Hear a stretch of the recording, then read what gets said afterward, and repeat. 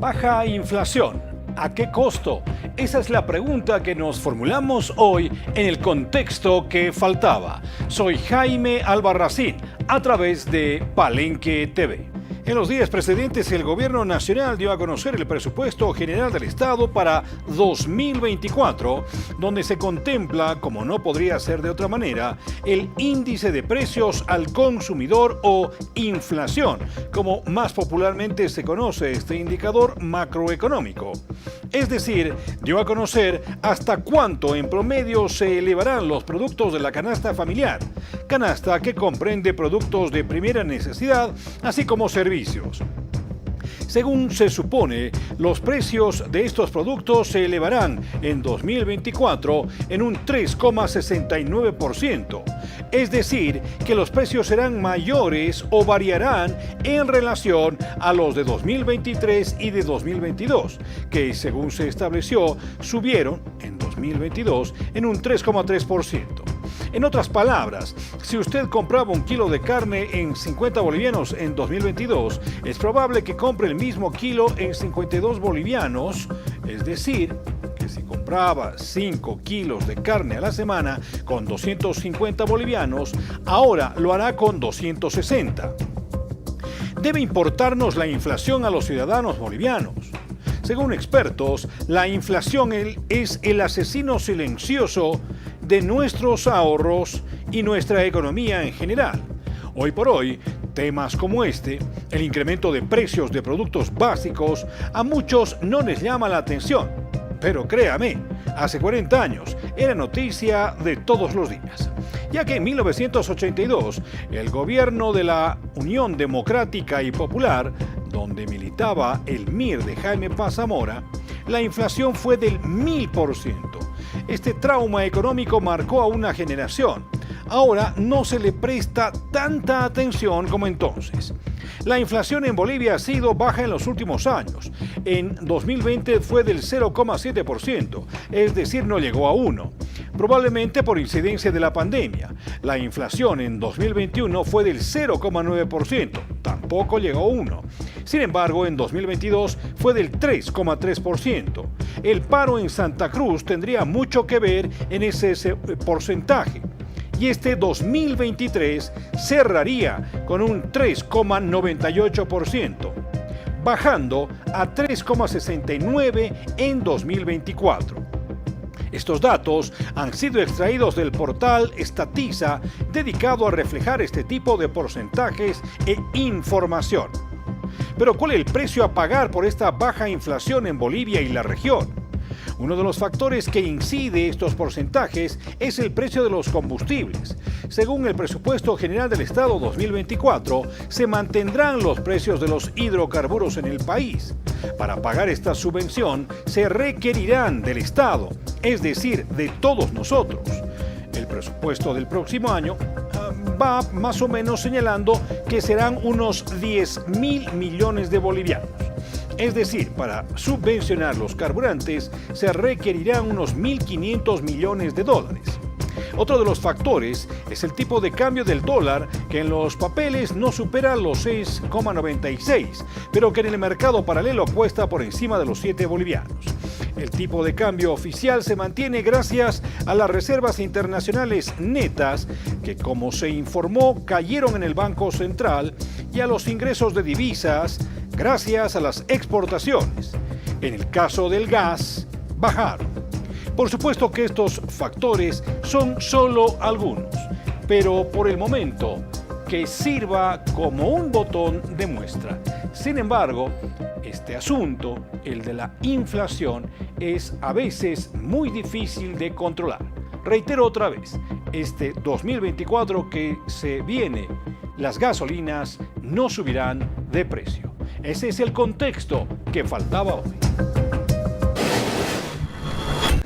Iniciamos hablando de temas políticos y por supuesto tenemos que mencionar lo ocurrido en Laucaeñe, ¿no es cierto? Luego de que el Tribunal Supremo Electoral precisamente rechazara esta legitimidad del Congreso que se llevó a cabo en Laucaeñe, el equipo jurídico del Movimiento al Socialismo IPSP ratifica que este Congreso fue legal y legítimo, por lo que esperan que en 72 horas el Tribunal Supremo Electoral se pronuncie sobre este fallo. Una sala constitucional del municipio de Ibirgansama del departamento de Cochabamba decidió conceder la tutela solicitada por la dirigente Leonilda Zurita, la cual dispuso dejar sin efecto la resolución 053 que declaró improcedente el recurso de extraordinario de revisión sobre el Congreso del Movimiento al Socialismo en Laucaeñe. Tras la audiencia, el ex procurador del Estado y abogado que representa el equipo jurídico del MAS-PSP, Wilfredo Chávez, afirmó que se logró el objetivo que se buscaba y ahora esperan que el Tribunal Supremo Electoral ratifique su decisión y emita una nueva resolución. Hemos logrado que se anule totalmente la resolución, hemos logrado que se reconozca por un tribunal de garantías la violación a los derechos constitucionales que ha habido a nuestra hermana y por ende a todos los electos en este Congreso, tanto de la Dirección Nacional como también del Tribunal de Honor. También se ha reconocido por el tribunal la violación al debido proceso, a la seguridad jurídica, al derecho a petición, a los derechos colectivos de asociación, en sí una serie de violaciones a derechos subjetivos que han resultado justamente en que el tribunal ordene, la juez de garantías ordene al Tribunal Supremo Electoral que emita decisión. En segundo lugar, en cuanto a la antigüedad, es un hecho notorio que los militantes del MAS y PSP cumplían los 10 años, se ha demostrado aquello, pero además de ello, se ha corroborado un hecho que sí existe en la realidad, que es que Evo Morales, los dirigentes nacionales, sí tienen la antigüedad respectiva. Según el equipo jurídico del MAS y PSP, el Tribunal Supremo Electoral debe emitir una nueva resolución en un plazo no mayor a 3 días.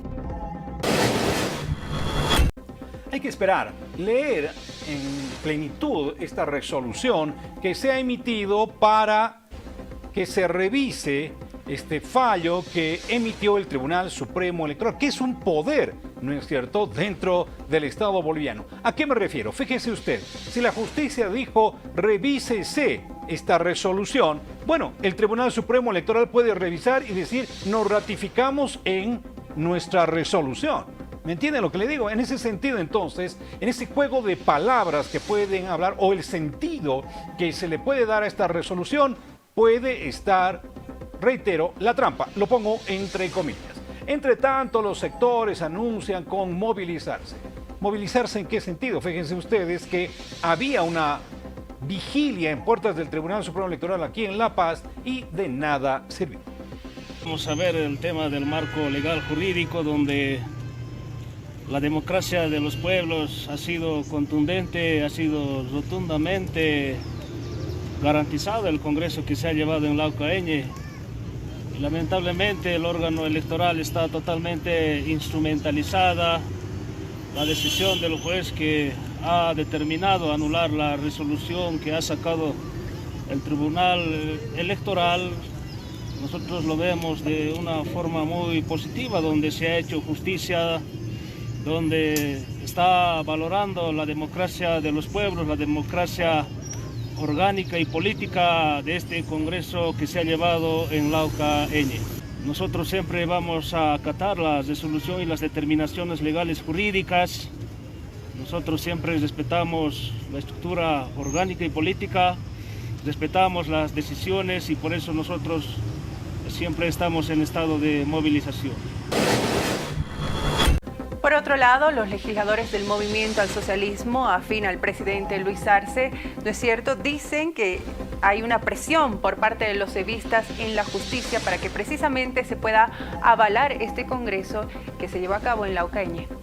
La diputada del MAS arcista, Tania Pañagua, observa presión del levismo en la justicia para avalar el Congreso en Laucaeñe tras fallo de un tribunal para revisión de la resolución del TSE. Se vendieron al levismo, el tribunal no puede estar por encima del TSE, reprochó. Sí, evidentemente, ¿no? Nosotros vemos y como políticos analizamos el tema de presión de una sala constitucional donde se están avalando este Congreso donde no han sido convocados nuestras organizaciones sociales y lamentamos sinceramente la presión que tiene. ¿Por qué no han venido a hacer otro congreso en otro departamento, sino siempre lo tienen que hacer en Cochabamba, no en cada provincia? Pero Cochabamba no es el que decide todo, sino es un solo departamento y el instrumento está en todo el país y todos tenemos militancia en todo departamento. Bueno, y lamentamos ver de que una sala se venda por unas presiones que tienen algunos compañeros. Eso está para analizar y ver, porque los 8 departamentos que están, no vamos a permitir también de que se haga presión al Tribunal Electoral. Bueno, no, eso el tribunal va a decidir, porque ya hay una resolución unánime de anulación a este Congreso, y una sala no va a estar por encima de todo el Tribunal Electoral. Con todo, también se ha creado un entuerto jurídico que debe ser dirimido. Vamos a ver también si el Tribunal Supremo Electoral se allana a esta disposición de este tribunal de alzada, tribunal ocasional, en función a este recurso que se ha presentado. En ese sentido, entonces, todavía hay margen para decir, nosotros vamos a desconocer. Fíjese usted dónde nos están llevando los políticos, ¿no es cierto? A estos líos jurídicos de, en algún caso, difícil resolución. ¿Se dará cumplimiento a aquello? Todavía esto se va a verificar en las próximas horas. El viceministro de Coordinación Gubernamental, Gustavo Torreco, sostuvo que no tiene claros si la figura de un Tribunal de Justicia del Departamento de Cochabamba puede sobrepasar una decisión de un órgano del Estado, como es en el caso el Tribunal Supremo Electoral. En tal sentido, aseguró que esa instancia es quien decida si acata o no el plazo para revisar nuevamente el recurso extraordinario que interpuso los abogados del MAS y PCP. A ver, habría que ver una interpretación constitucional ahí sí. Porque el Tribunal Supremo Electoral, por mandato constitucional, todas sus resoluciones, sentencias y actuaciones son irrevisables, son inapelables, así lo manda. Entonces, no sé, en ese campo, me declaro ignorante, no sé si un tribunal constitucional provincial, ¿cierto?, pueda ir en contra de un Tribunal Supremo Electoral. No lo sé, honestamente, me declaro ignorante. Pero tampoco le ha dado más allá, ¿no? Porque ellos han presentado un recurso de revisión al Tribunal Supremo. El Tribunal Supremo Electoral les ha dicho, no voy a revisar nada, ya listo, la decisión fue tomada. Eso es lo que han apelado. Ahora, el Tribunal Constitucional de Ibirgarzama, imagínense dónde lo plantan también, ¿no? El Tribunal Constitucional de Ibirgarzama ha dicho que anula esa resolución y que tiene el Tribunal Supremo Electoral que hacer una revisión de la causa. No es que les ha dicho está bien el Congreso, no les ha dicho. Ellos piden revisión, revise. Y tiene 3 días para revisar y emitir una nueva resolución. Quien también se ha pronunciado al respecto es la diputada del MAS, Daisy Choque, quien aseguró que la resolución 344, que desconoce la elección donde Evo Morales continúa como presidente de la Dirección Nacional del Movimiento al Socialismo IPSP, sigue vigente. Escuchemos sus declaraciones. La diputada del Movimiento al Socialismo, afín al gobierno, Daisy Choque, expresó su indignación sobre el fallo de un juzgado de Ibirgarzama sobre el Congreso de Laucaeñe, asegurando que este fallo no anuló la resolución del Tribunal Supremo Electoral, sino simplemente fue una observación que realizó al Tribunal Supremo Electoral. Por tanto, la legisladora resaltó que la resolución 344 del órgano electoral aún sigue vigente. Es importante explicar a la población de que en el Tribunal Supremo Electoral existe más de una resolución. Una que es la 344/2023, que es la que desconoce las resoluciones y la elección que hubo en Laucaeñe. La otra resolución es el 53/2023, que es simplemente una resolución de rechazo al recurso extraordinario de revisión de la anterior resolución. Ayer solo se hace efecto en la resolución de rechazo a este recurso de revisión. Entonces, para ser mucho más sencillo, no se ha anulado la resolución que anula el Congreso, tampoco se ha anulado ni siquiera la resolución que rechaza este recurso, tampoco se ha anulado. Se está pidiendo que el Tribunal Supremo Electoral vuelva a analizar y emita una resolución más fundamentada, ¿no? Entonces, creo que no hay nada por qué se tengan que alegrar ni tengan que insultar a los compañeros, porque el superabogado Wilfredo Chávez, así como ha perdido todos los balotajes internacionales, también está haciendo cometer errores a la Dirección Nacional del MAS-IPCP. Vamos a cambiar de asunto, pero también hablemos de este laberinto jurídico que ahora se ha abierto en torno a la elección de jueces y magistrados. Otra vez, ahí la incidencia del poder político. El presidente del Senado le ha pedido al presidente en funciones, David Choquehuanca, que se produzca una reunión de fuerzas políticas para ver de qué manera se encuentra una salida a aquello que se va a venir dentro de poco. ¿No es cierto? Una suerte de vacío de poder dentro del ámbito del Poder Judicial. A partir de aquello se espera encontrar una vía de solución que la verdad ya se está poniendo muy, pero muy difícil. La prórroga, autoprórroga por parte del Tribunal Constitucional o designación interina por decreto o por cualquier otra norma se constituirían en un procedimiento totalmente inconstitucional. Entonces, ¿cuál va a ser la salida frente a la versión o diversas versiones que se tiene al frente de que vayan los suplentes, de que vayan terceros o cuartos, de que vayan decanos? ¿O quién va a asumir estos espacios mientras se lleve elecciones judiciales? Es una pregunta muy necesaria y por supuesto muy legítima de parte de la ciudadanía. En ese entendido, nosotros, desde la presidencia de Senado y en este momento como presidente de la Asamblea Legislativa, me atribuyo a generar condiciones de diálogo, de debate y por supuesto de discusión profunda de estos temas que conciernen de interés común, despojándonos de intereses particulares los diferentes frentes políticos en este tema del órgano judicial. Entonces, hemos enviado una nota rápidamente. Ojalá tengamos respuesta, que la convocatoria a la reunión o diálogo pueda llevarse a cabo entre estos días.